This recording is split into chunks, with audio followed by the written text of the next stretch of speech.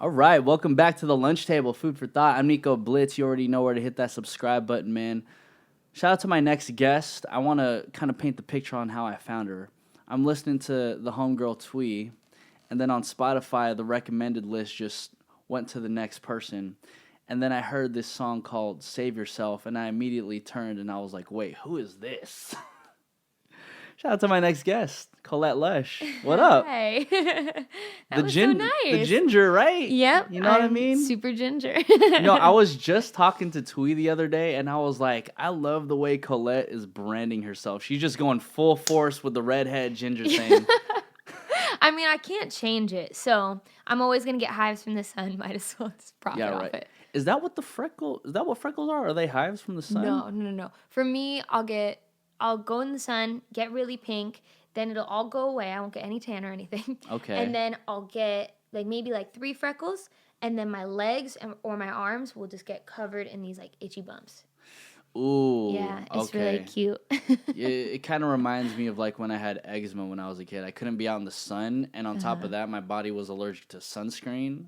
Oh. So it's my shit would just hive up like crazy. Yeah, so that's what it is. It's real bad. So I always stay out of the sun, which is why I'm translucent. So were you because I normally did not see a redhead or somebody with freckles growing up. Were you always like that? Just that one kid? Yeah, I think that there might have been 1 or 2 gingers that I knew, but it definitely wasn't the cool thing. Nobody was trying to look like me. Nobody was dyeing their hair to look like me. I don't know. It's crazy now because you see the Instagram filters. Anybody could just have freckles on now. That's and I'm true. It's a cool thing now. I know. I'm wow, you guys are really trying to steal me. But yeah, I feel like I was taught from a very young age that it was important to stand out. Partially from being a ginger. I don't know. Partially from being a ginger, but then it also grew into I was kind of the weird kid growing up. I didn't have very many friends, and my mom was like, "You're unique. You're not weird." Weird in what way? From your perspective? I think I've always been someone who says exactly what's on my mind when it's on my mind. And sometimes I think it rubs people the wrong way. Oh, you've gotten thrown the B word so many times, probably. Not in a mean way. I don't think I ever come off malicious, but I'll say weird things. I'll start a conversation with somebody I just met and start talking about poopery or things like that. And people are like, "What the hell is this girl about?" Yeah.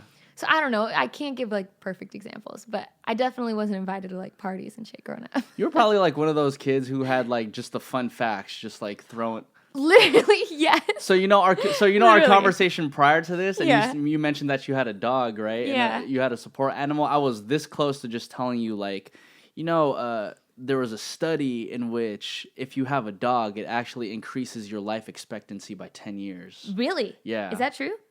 It's true. That is so interesting. I didn't know that. I saw it on NPR, so it's legit. I used to look up, I would go into a thesaurus and I would look up fancier versions of words that I would use every day. And I would throw those out along with random facts that I would find on the internet because I felt like it would give off the impression that I was more intelligent than I was when people first met me. And I spoke really fast always. And I think that sometimes makes people think I'm a little bit smarter. So you had fast words with also an increased vernacular. Yeah. Nice vocab. Love that. Something like that. Great word choice. Something like that. Because, back in the Bay, we kind of have to use maybe 2 or 3 syllable words to kind of seem like we're a lot more intelligent than we actually are. And I will say that proudly. And I don't think I'm stupid. I just, I really wanted to I wanted everyone to be like, damn, Colette's smart. So what's something that you learned recently that you were just like, wow, it's kind of shocking? Oh. Minus the life expectancy with the dog. Okay, well, I haven't been really much, or I haven't been that much on a fun fact kick as I've been on a cold case kick. So I'm taking a lot of information about cases that I didn't know about, which is odd. Cases like cold cases in history of people that were murdered and things like that. I find it so interesting. But I'm trying to think about an actual fact. No, let's get to one of these cases. I want to know. It's a podcast. We can talk about anything. Let me try to think of one of the ones that isn't as as aggressive. Gruesome. Yeah, Yes. some of them are really sad. And those are the only ones popping in my mind right now. There was this girl, and I can't remember where she was. I want to say it was Brazil. And I believe she was like 15, 16, and she was very, very wealthy growing up. And she had a boyfriend, and he was like from a completely different type of world. And she was like, we want to move into our own place together. I want the money for rent. I want the place paid for, everything. She's telling her parents this. And they're like, you're 16 years old. You're not going to do that. So she comes up with this plan and has the boyfriend and his brother sneak in. She unlocks the door, disarms the security system, and has them murder her parents. And then Jesus Christ. Yeah, and then when the trials were going on, at first everyone was siding with her, and they were like, "Oh, the poor thing, like she didn't have anything to do with it, blah blah blah." Yeah. And then her brother came out and was like, "No, that was her. She's crazy." It was and then her she idea. went to jail. Isn't that crazy? It's kind of weird how you wanted to take it out from like the not so gruesome I know. cases, and I'm just like, damn, Well, it's still murder. That's crazy. Yeah, I mean, yeah. I'm trying to think of more like mellow ones, but those are the ones that stick. It sounds like you read a lot. I do. Yeah, I like expanding my brain constantly. Like I want people to be like, "Damn, look at her vocab. She's so smart." Yeah, right. No, I honestly believe reading novels constantly and like taking in new information keeps, one, your brain sharp, but two, makes my songwriting better. So it gives me different... How do you manage that? Because it gives me different ways to describe situations or describe feelings just from like reading it in other people's, experiences, whether it's fiction or not. So I like taking that information. I get you. I mean, I think you can build a lot more metaphors. I was just having like this conversation with this artist who I work with. His name is Hey Dion, and I was like, normally, I think what people do is they'll have like one or two metaphors like in their entire song, but I think good artists, like yourself included, you can make an entire metaphor out of the song. You know what I mean? Like the song is just one big metaphor that you really have to sit down and dive deep and be like, wait, what is she talking about again? You know what I mean? Thank you. Honestly, I've always felt like I was really bad at metaphors, especially in songwriting. So thank you. No, you got it going. How early did you start your music career? I would say I started seriously pursuing it when I was like 15, 16. I had a manager at the time, and I actually ended up selling a song to Disney. Yeah. I mean, I wasn't the sole writer on it. I think I maybe wrote like a line or two, like very you still got the credit, so you just gotta brush the shoulder just a little bit. I mean, what's crazy though is I didn't. Oh. Yeah, I never got the check or anything. The manager I was with at the time was not super selfless. So Got so you. yeah, I got started there. They also had me like, I don't know if this is like spilling the tea, but they had me singing for like Disney artists at the time. So like, yeah, they would take the person's vocal and split it and turn it down and put it on the sides, and then they put my voice in like in the middle and like try to blend all of them together. Wow. So I started doing that a little bit, and then I was like, can I cuss on this? Yeah. Okay, I was like, fuck this, I don't want to do this shit anymore. So I left that situation. And then, do you want my whole story? Yeah. Is that what we're doing right now? Yeah, Okay. yeah, of course. Sometimes we're only 8 minutes in. We want the whole thing. Sometimes I just start talking and I just end up on a crazy rampage. But what was I saying? Sorry. I have a bit ADD Disney stars. Thank writing you. for them. So after that, I started taking voice lessons. I was very much invested in like just focusing on making my voice better. That was actually when I first started. So like I had just been self-taught through all those years, which I don't think made for the best habits, but I worked on them afterwards. And when I was working with my voice coach, I started trying to learn how to produce, which I can't.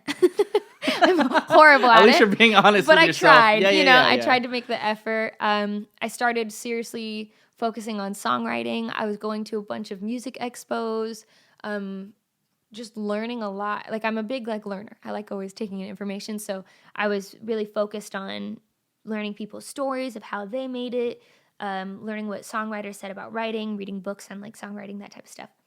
That was my focus for a few years. And I also, I guess, what age was I at that time? I guess 15, 16, then 17, 18. Yeah, I guess between 16 and 19, I was doing all this. Then I went on, actually, I won't say the name because I'm trying to be classy, but there was this very notable songwriter that my manager at the time, who was like my best friend, she was only a few years older than me. She was working at a grocery store, and she's like blasted, and she has this big music note. And he saw it, and he was like, "What is that? Like, do you do music?" She was like, "Well, you got to listen to my girl." She played me, and then he was like, "Come down." He ended up being this huge songwriter that wrote like an insane amount of hits. And he was like, "Take a deep breath now. You're not going to be able to breathe once we get this rolling. You're going to be a superstar, blah, blah, blah." Gave me that whole thing, right? And I was like, "Oh my God, this is crazy." Blah, blah. And then they tried involving us in some real shady shit. And when we said no, they... Shady in what way? In the best way you can articulate it. Hiding stolen things that were worth a lot of money, and inviting us to inappropriate events. Yeah, that's a good term for it. So obviously that situation didn't pan out. Yeah.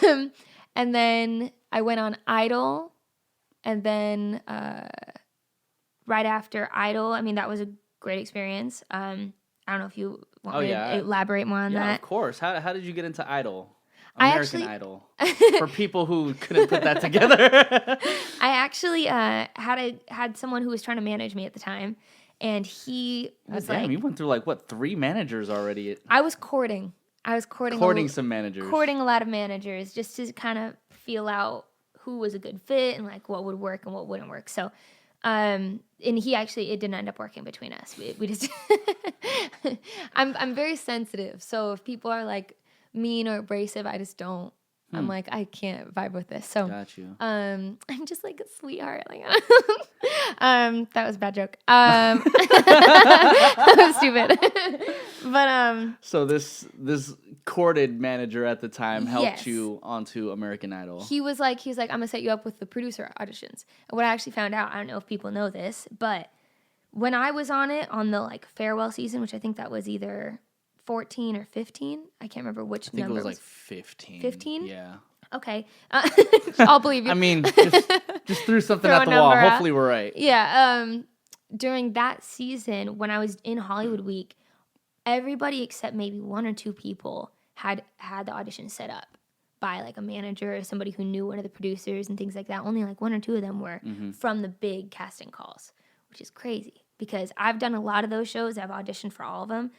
Pretty much, and there's always amazing singers that don't make it, and it doesn't make any sense. Yeah. So anyway, so I got on the show, and I wouldn't do it again per se, just because I feel like it's more of a singing competition, which I mean that's what it is, and I'm very focused on like being my individual person, being my artist, and like focusing on that and like what makes me unique in that way. And I don't feel like it really caters to that specifically. But it did really show me how much I could work under pressure. Yeah. I didn't know I could perform on 3 hours of sleep for multiple nights in a row. Jesus Christ, dude. It was gnarly. It was so gnarly. 3 hours of sleep? Yeah, they would keep us out. And like, I remember one day we sat on the street for like 4 or 5 hours on Hollywood Boulevard.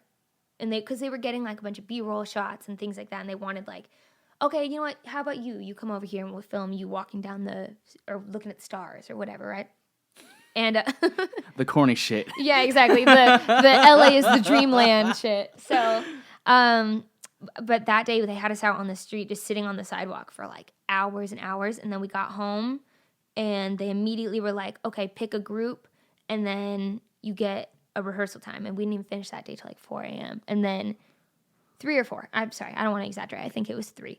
And then we had to be downstairs in full makeup and everything by 6 a.m. like in the lobby to have breakfast and like get the day going. Yo. Yeah, it was brutal. That's a lot honestly. to go through, and it's a lot. I do also want to say this too, like especially for like a woman, it's not just a matter of just like waking up. You gotta like wake up. You gotta like take your face and everything, and that probably takes like an hour's worth of time, if that. Depending, or I mean sometimes more, like depending on what you're doing with your hair and stuff. Yeah, but even on that too, like the idea of working when your brain is just it didn't get like its full night of rest Yeah. is just phenomenal. It was honestly crazy because when you were there, you could sit on your phone, but they had us at the basement of the Chinese theater, or is it called the Kodak Theater now? I don't know if they changed it. I still think it's the Chinese theater. Right. That's how I'll reference it. You guys know what forever. you know what I'm talking about, but they had us like not in the. I don't want to say like it's the basement because it was creepy or anything. It was like a carpeted, nicer area, but it was below ground level, and there was no service because of how low you were. So like you could kind of be on your phone, but it would be spotty, God. and then you weren't allowed to like talk to each other because they would have like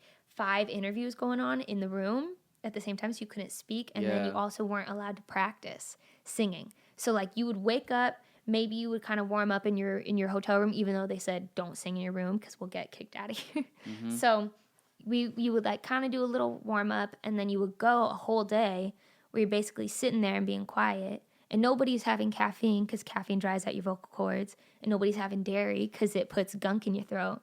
So people are being like, I mean, maybe, I didn't know any of this. Yeah. I mean, there was a lot that went into it, and it was a very like strict thing. At least for me, I was super serious when I was on it, so I was very strict on all these rules. Mm-hmm. And I mean, obviously, people were like, drinking and doing whatever they wanted, but I was very like tunnel vision at the time.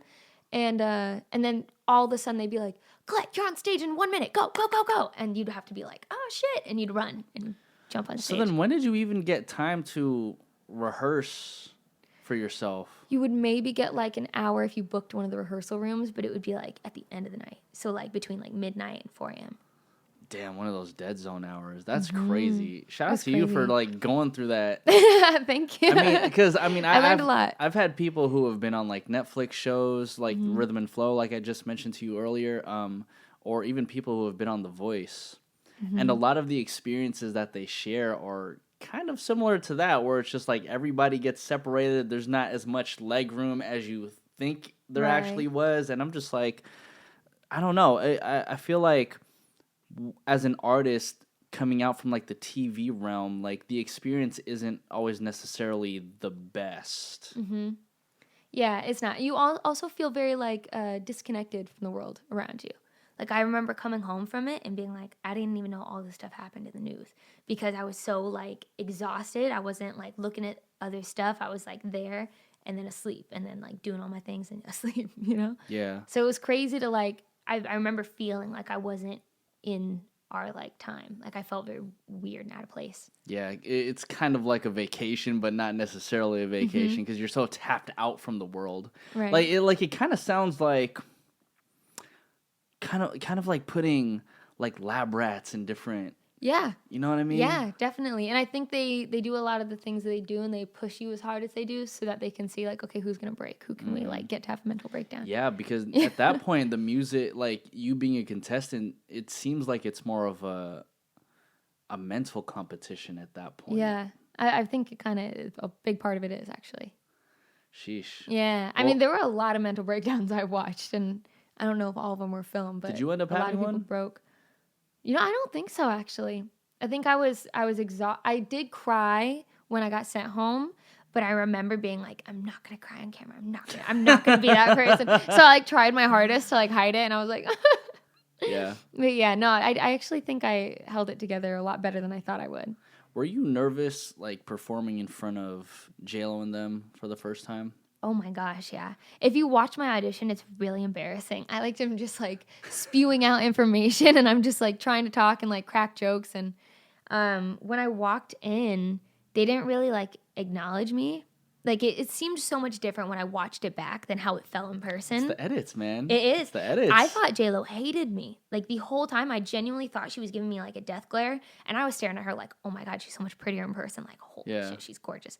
But the way she was looking at me looked like, I was like, oh, I'm definitely getting a no. Like, there's no way. And then when I saw it back, she was saying all these nice things about me and was a big reason why my audition did so well that season. So I got so much publicity. So then what about, like, the edits for, like, the rest of the show? Were they, like, as accurate as they were in real life? Because it was very influenced by the producers. What were you about to say? I'm sorry. Well, yeah, because, like, whether it be somebody who I've had on The Voice, shout out Kendall Page, or somebody who's been on like the Netflix Rhythm and Flow, they always say like, the edits were just not that accurate, or I wish there was like one part that they kept that occurred in real That made life, but sense. then that made sense. Like sometimes Right. like the edits can make it seem like your performance was like really good. Sometimes like really bad. It just depends Yeah. on like the direction that the producers want to like go with your particular set. Yeah, and that's what's so scary about it too. Is like you can only do your best, but then like if they don't like you and they don't want you on the show, they'll put something together that makes you look not good, and then it's like, okay, well I might as well just go home now, you know? Yeah. You know, so that part was crazy. Wait, what was I about to say? I was going to say something earlier that you referenced or that you mentioned. Well, I think the original question was, were there any like crazy edits? Oh, yeah. Okay. I mean, kind of. They cut out me talking to them about TV shows. They were trying to be like, which like wasn't important. It was not important at all. We don't want to push another TV show on American Idol. We're gonna cut that, obviously. They were, but I mean, okay, there was that part, but then I remember being surprised. I got the golden ticket, and like everybody else had just seen their family right outside the door. But right before I walked out, one of the producer people was like, "You're gonna run back to the other room." And I was like, "What?" And they're like, "Go." And I was like, "Fuck." So I ran out. I saw Ryan Seacrest, and there was like, they told me to run. And I was nervous, so I just booked it. And I got in the other room. My family was screaming, jumping, whatever. And then they were like, "Okay, we need you to do that 2 more times." And I was like, "You just got the real thing, though." Like everybody's reaction was so genuine. Why do you need it again? You know? Yeah. But that was when I realized, like, okay, it's really like a TV show. Like it Really really is a is TV what show. they want it to be, and they manicure it how they see fit. Did going through that process kind of, I guess, kill the idea whenever you see shows like that now? Yeah, totally. Honestly, all reality TV show. Like if I don't watch The Bachelor, but like if I was someone who watched The Bachelor all the time, I'd be like, "Oh my God, like all of this is staged." Or like sometimes you can see someone talk and they say something that feels almost like it's fed to them. It's because it probably is. It's probably because they were like, "Oh yeah, well, what do you think of that person? I heard she was talking shit on you earlier." And you're like, "Oh, you know what? I don't really like her anyway." You know? Yeah, just hella unnecessary They just drama. like influence it and they plant a lot of seeds. Yeah. And then that's when you get the cult following. He's like, "Man, nah, fuck Colette because she said this." Yeah, exactly. Da-da-da. And I'm just like, bro, like, why are you pitting people against each other? Exactly. It But, makes I them mean, more entertaining. It does. And I mean, I think that's like the sad part about reality TV is that, like, when you look at these situations, people don't remember it unless there's some drama attached to it. Right. Kind of like the murder cases. I don't think of it unless it's Exactly. Everything that you remember was like horrendous. murder, Yeah. murder. It sounds so dark. So then now I want to know, since I feel like you don't watch reality TV anymore, and like they basically cut out that whole section. What TV shows did you watch at that time, and do you currently watch? Did I watch at that time? Yeah. You know, I've honestly never been a big reality TV person. I've always thought it was I mean, me too. super corny and like fake, honestly. So Yeah. I was never a big fan. What do I watch now though? I like End of the Fucking World. Have you seen that? Oh, I haven't watched season 2 yet. So good. It's so good. Better I than just season finished, 1? I think so. Okay. I think it's perfect, but I was looking online because I was like, I need another season, and I think they're only going to do 2, which is sad. I like that. I like Outlander. I haven't watched Outlander. Woo! Those scenes are so good. It's like Game of Thrones, but like not as intense, I guess. See, I'm one of those people who caught on to Game of Thrones when they had the Starbucks cups, and I was like, They're oh, the okay. Starbucks cups? Yeah. Oh, I you must didn't have- see it. They had like the crazy edit, like the people left like water bottles and Starbucks cups just like chilling in the show. Oh, You know what I do mean? remember that. One of the scenes, it was Yes. on the table. Yeah. I thought you were saying like Starbucks did a collaboration where they Oh, had no, them no, on no, the no, I was like, how did I miss that? Yeah, I like a lot of things that are set in other times. I'm very much like a history buff, so like I love things that are set in the 1700s or the 50s or the 40s I like all things. Did you in ever other have times. any plans of becoming like a historian? Like it just seems like you're so involved with everything that's like past and how it influences the present. I mean, no, but I pay attention to trends and I pay attention to the way things move. And like I said before, I sound like a total brainiac in this, but like, I've always just been really interested in learning. And in school, I always found like war really boring. Like I didn't want to hear about this battle of this or whatever, but I loved like scandalous history. So like, like the Bowling Girls or like Marie Antoinette's thing, or like I liked hearing all these like scandalous stories from history, and I found it really interesting. And to me, Outlander's See, and even more so scandalous. now, I don't understand why you don't like the reality TV because it's all based around the scandalous shit. It is, but it's nowadays. And I feel like nowadays, like, our culture is so much different. It's so, like immediate and, like, immediate Whoa. Immediate gratification. Thank you for that. 2 big words. I stutter sometimes. It doesn't help my vocab. But, you know, we're very much, like, about a lot of things that are kind of surface level and very materialistic. And so I really love seeing things when they were a little different. Like, the society was just different. So then I gotta ask you, the Society on Netflix is really good too, by the way. I haven't seen it. I've heard it's so good. It's really good. Okay, you need to watch that. I have to try it. So if you were to, I guess, go back in time, which like decade of history do you feel like you like really belong in? 50s and 60s. The 50s and 60s. So much, yeah. Why is that? I just like. I like the fashion. I like the music. I like the level. I mean, there was a lot of bad stuff in that time, obviously. Like, we hadn't grown as a society as much as we should have, especially regarding, like, race and stuff. But, and, like, how we treat women and, like, things like that. But the, like, I'm super old-fashioned. Like, I like good courting and, like, like, I don't, not just romance, but, like I like the way that people handled themselves. I like that if there was a woman that walked onto the bus, like, every man got up and the girl got to sit, or the older people, like, got to sit. You know what I mean? Like, I like those, like true, good, caring characteristics that we showed people in humanity. Well, not all people, but I mean, like, it should have been shown to all people, but I just mean. So then I gotta ask you, because there's always this great debate. Are you a fan of chivalry? Yeah. Oh yeah. This is. We're gonna go into a really deep conversation after this. That doesn't bother me. I like what's it called? Wait, are we back on? Am I allowed to talk? Yeah, okay, I didn't know if we were like just talking with us. And we're back. Yeah. Yeah. I mean, I don't want to sound like a high maintenance bitch, but like when I'm on a date, like, I pay attention to how you talking to the waiter, are you pulling out a chair? It doesn't have to be everything, but like, are you showing those characteristics that show you're like a really caring, like, person in that way, and that you want to, like, treat me like a lady? It's confusing though, because I also, like, I love my space and I like feeling independent, and like I don't want to feel like, because you know what I mean, but like I also want that. to be treated like a lady. I think that's like the area where a lot of people get confused. And to be I think honest, so I'm too. still kind of like confused with that myself too, because it's like, you know, when like the simple things of chivalry, right? And I'm just going to keep it extremely surface level, like opening up the door for a woman, pulling out the seat and whatnot, like, you know, paying for dinner, like as the man, right? But at the same time, it's like, if you look on the other side of the coin and women who want independence, for example, it's like, well, I can open up my own door, I could pull out my own seat, and I could pay for my own meal. Right. You know what I mean? So it's Right.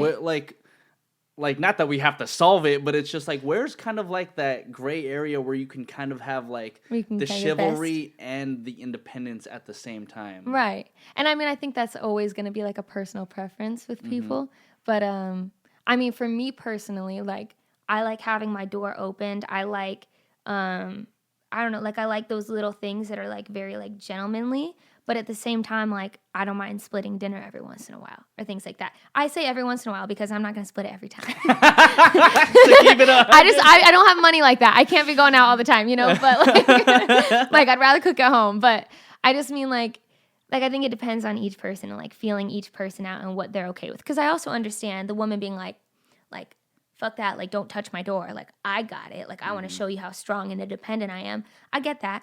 But that's just my mindset. It's like, I want you to give me my space, make me miss you. Don't be like the typical, okay, in like the 50s, for example. The way the women were looked at is like, you sometimes dropped out of high school, sometimes dropped out of college, and like you got married and that was your life. Your goal in life was to be like the perfect housewife. Yeah, exactly. And like, I don't connect with that at all. Like, sorry, my nose is so itchy. Oh, you're good. Sometimes when I talk a lot, my nose gets really itchy. That's a weird correlation I never heard. I know, it's bad because sometimes when I'm out, I talk really fast and I talk a lot and I start itching my nose and I'm like, I'm not on coke. Like, I don't do coke, you know. But anyway, I'm saying, like, I understand both sides of it, but like I also, like, I want to feel independent, but I also want to be treated like a woman. So then, I guess to your point, what makes you feel independent? Having my own money, like making good money, having my own place. It's more money based for me personally, because that's where I find my the most security in myself. What else? I mean, I don't know. I feel like I've always been independent, so it's hard for me to like pinpoint exactly what, because it's not like I just started doing it. But right. But like, you know, I go after my own career. I'm very involved with all aspects of my career. To me, that's like, I don't know, like I'm running my own shit. Got you. You know? So even like the branding on your Instagram, was that all like your idea? Yeah. There we go. I'm sorry. I There we always go. make it awkward. It's okay. There you go. Damn it. She gave me like the backhand. What the hell is she doing? I guess is it a ginger thing? To be awkward? I'm just fucking with you. I mean, probably both.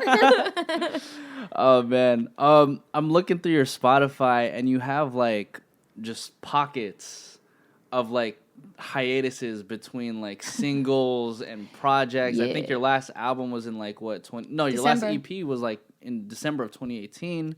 And then you released another single in February, and now where'd she go? Yeah, well, I mean, now you just dropped the acoustic version to Save Yourself. Right. That was because it hit 1 million. So, well, I think it might be at I don't know. I think it might be at 1.5 million now. So it was more like commemorative. Yeah, exactly. Yeah, like what, to my question, like what's with the hiatuses? What's with like the weird pockets of like, oh, Colette's here. Right. Oh wait, she's gone for a bit. Oh wait, she's back. Yeah. Where it genuinely comes from is I don't have a deal. I don't have any form of a deal, like any pub deal or record deal or anything. I don't have anybody helping me with my bills, so like I'm working. Like I'm working all the time. I'm setting up sessions, but I also am the type where like I'm not gonna rush anything if it doesn't feel right. Like I'm not just gonna push it out just so that people can hear shit. I want it to be stuff that like I'm gonna look back on in 10 years and be like, I'm so proud that I did that. Wow. And like I didn't do the Save Yourself acoustic visual, but like all my other visuals, well, I'm sure that's not that big of a surprise. They're kind of shitty, but like, I do all my own visuals. I make all my outfits. I do everything. Like I'm very, very, Damn. Thank you. I'm very involved. So for me, it's like if I'm doing something, I'm going to do it right, and I'm going to take my time, and I'm going to, do it the right way. But I will say I have a whole project done right now. I'm just sitting on it. I'm sitting on it, and I'm already working on the next one. It's just getting all the visuals together and all that stuff. For me, it's super important to have a visual with the song, like when it's released, just because I am a super visual person. I'm a very creative person, and I want the first time you hear a song, I want you to picture what I'm picturing. And then after that, you don't have to ever watch it again. Yeah. But like you'll have that visual. Because I think what tends to happen is that people will release a song and then they already have like this vision of like, oh, this is what this song looks like in my head. And then by the time the music video drops, I'll read on YouTube sometimes and some people will be like, what? This didn't even capture the essence of the song. It's like, bruh, you set expectations for yourself. It's kind of like how in Camp Flog Gnaw, people like paid for a question mark and they got Drake. It's like, no, but you paid for a question mark. Right. You assholes. Right. That whole situation just baffles me too. But I mean, yeah. Kind of a tangent. But I think that also answers like my question from earlier, like what makes you feel independent. Like I didn't realize you were the one fleshing out like your own videos, like setting up your own sessions and everything. Like I'm looking at your whole shit and like, damn, like she has a very solid team behind her, just like Thank you. I mean, I do also have people helping me. Yeah. I'm not completely by myself. I don't think anybody can do everything on their own, but I'm just I'm a heavy influence on everything. So, is it, I guess more or less, is it your choice to remain independent because of, you had deals a lot earlier when you were like 15, 16 years old. Like, do you want to remain independent? Like, is that your personal choice? I'm open. Is my thing. I'm very much a believer in like everything happening when and how it's supposed to, and like kind of just letting things play out how they're gonna play out. I'm not opposed to a deal, but I'm also not like desperate for one either. So like I'll stay independent as long as I need to. But if somebody's offering me a bag, like I'm gonna take it. Take the bag. like I've been broke a long time. That sounds really nice, So yeah, I guess I'm open to it. I've definitely met with a lot of people And I just would have to wait till the situation felt right to me. It felt like these people like really give a fuck. Yeah. You know, it's not just like, oh, they think she's cool, whatever, because that's not going to be healthy. Mm-hmm. Would you say the most difficult part of being independent in your particular case is probably like what, time management? Yeah, I would say it's time management, and like a lot of the stuff I do is with friends or people that are doing things just to help me because they believe in me. So like going around their schedules and making sure like they feel valued and not like I'm like, we got to get this done right now. Even though, you know, I do want things done right now, but like being sensitive to what everybody else has going on in their own lives, knowing that they all got to pay their bills, they got to focus on what they got to focus on, and I do what I can when I can, you know. And I mean, I'm in sessions every week, like I'm going for it, you know. I'm trying, but and on top of that, I also have a job. Like I work at a restaurant, and I'm like trying to, you know. No longer nannying? No. They wouldn't take me back after I came back from Idol. I was like, they wouldn't take you back? No, they'd found somebody else, which, I mean, rightfully Yeah. so. I mean, I left for, how long was that? Like 6 months or something like that? Oh, so you were nannying, didn't it? Nannying in Iowa? In Iowa? Or, maybe I just heard Iowa. Okay, never mind. Scratch Never all been of Iowa. that. Scratch all of that. No, in Orange County. Okay. In Orange County, I was nannying this family. They were so cool. Yeah. Yeah. They were a little bit older, too, so they were like my homies. Like, they were like cool, you know? Yeah, but you're past that now. I am past that, yeah. Now I get to deal with just drunk guys in bars. So much better. Well, tell me what bar it is afterwards. I don't want people to like hound you and be like, yeah, Colette's going to be at this bar. She's going to be bartending and all that. So Colette, like you said, you have like basically 2 albums ready. When do you plan on, when do you anticipate you're going to drop the first one? Definitely January, February. Okay. I'm thinking more realistically, like I'll do a single in January and then I'll do the project in February. That way I can try to focus on getting like spring shows. That's really my goal. And then I would love to drop the second one like around June, July. Damn. Yeah. How long are each of these albums? The next one is going to be 7 songs. Okay. Yeah. But like I'm very particular about the visuals. So like I want to make sure all the components are there. And I also, I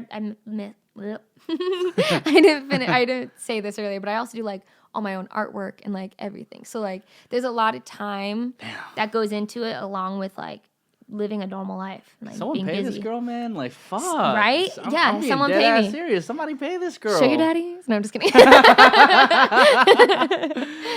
Shoot, dude, that's crazy. I don't know. I'm just, see, to me, like, I'm at a loss for words because I'm very impressed that you do everything by yourself. And, like, the conversation between, like, the chivalry and independence, like, I can very much see, like, you as a woman, like, in terms of your career, like, extremely independent, but you've kind of, like, drew the line, like, you've clarified where that gray area is. Like, yeah, in a relationship, this is what I want. But as an independent person, like, this is what I got to do. Right. And I don't think I'm, like, a different person when it comes to, like, relationships or anything like that. Because obviously music is, like, very much encompassing my whole life. But yeah, I forgot where I was going with that. It's all good. So, naturally, I think, like, one of the last questions I really have to ask for you is, like, the idea of Save Yourself, because it's such a huge record for you. Like, where did you draw inspiration from that song? Do we have time for the story? Yeah. Okay, so so the problem with me is I'm very honest. I'm very, very honest. All my songs are about, I think, okay, except one of my songs was about a friend's experience, but all the other ones are like very personal. I'm always thinking like, what would I say to that person? And like, that's how I write.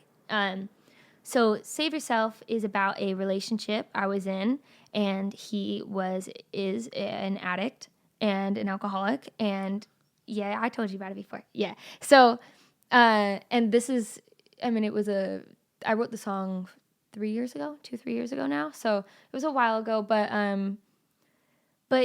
basically I was living with him and he was hiding a lot of stuff. And then, I found out about it and I didn't, what's it called?